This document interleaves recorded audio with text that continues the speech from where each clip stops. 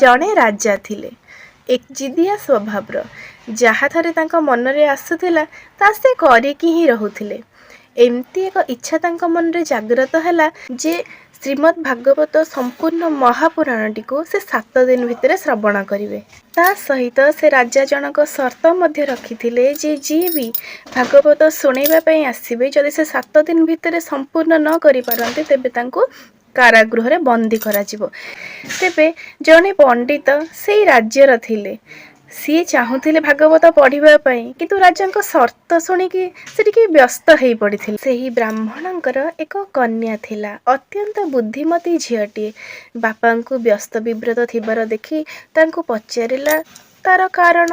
ଆଉ ତାଙ୍କ ପିତା ରାଜାଙ୍କର ଇଚ୍ଛା ଆଉ ତାଙ୍କର ସର୍ତ୍ତ ସମ୍ପର୍କରେ ଜଣେଇଲେ। ଝିଅଟି କହିଲା, ବାପା ଯଦି ଆପଣ ମୋତେ ଅନୁମତି ଦିଅନ୍ତି ତାହେଲେ ମୁଁ ଯାଇକି ରାଜାଙ୍କୁ ଭାଗବତ ପାଠ କରିକି ଶୁଣେଇଦେବି।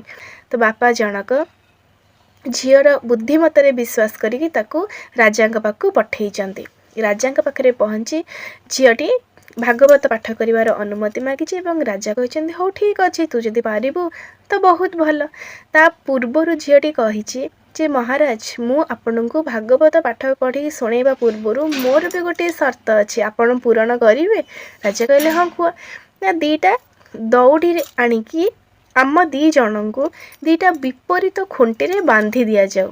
ରାଜା ଆଶ୍ଚର୍ଯ୍ୟ ହେଲେ, ବିରକ୍ତ ହେଲେ।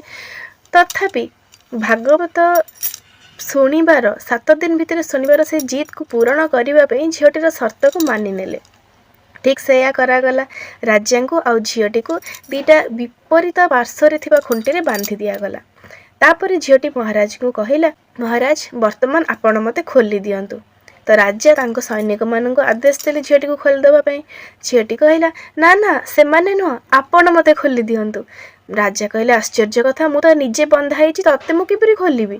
ଝିଅଟି କହିଲା, ଯଦି ଆପଣ ଏତେ ବଡ଼ ମହାରାଜ ହେଇକି ସେ ଖୁଣ୍ଟିରେ ବନ୍ଧା ହେଇଛନ୍ତି ବୋଲି ମୋତେ ଆପଣ ଖୋଲିବା ପାଇଁ ଆସିପାରୁନାହାନ୍ତି, ଆମେ ସମସ୍ତେ ପରା ଆମ ପ୍ରଭୁଙ୍କ ହାତରେ ବନ୍ଧା। ସିଏ ନ ଚାହିଁକି କ'ଣ ଏଇ ଭାଗବତ ଏମିତିରେ 7 ଦିନରେ ସରିଯାଇଥିଲା?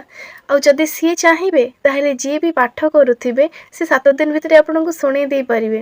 ନହେଲେ କ'ଣ ଏହା ସମ୍ଭବ? ଆପଣ ନିଜେ କୁହନ୍ତୁ ତ। ଆମେ ବା ସମସ୍ତେ ପ୍ରଭୁଙ୍କ ହାତରେ ବନ୍ଧା। ରାଜାଙ୍କର ଆଖି ଖୋଲି ଯାଇଛି। ଅଶ୍ରୁଳ ନୟନରେ ଝିଅଟିର ବୁଦ୍ଧିମତାର ପ୍ରଶଂସା ନକରି ସେ ରହିପାରିନାହାନ୍ତି। ଆଉ ଭଗବାନଙ୍କ ପାଖରେ କ୍ଷମା ପ୍ରାର୍ଥନା କରିଛନ୍ତି ନିଜର ଏଇ ଅଦ୍ଭୁତ ଜିଦ୍ ପାଇଁ।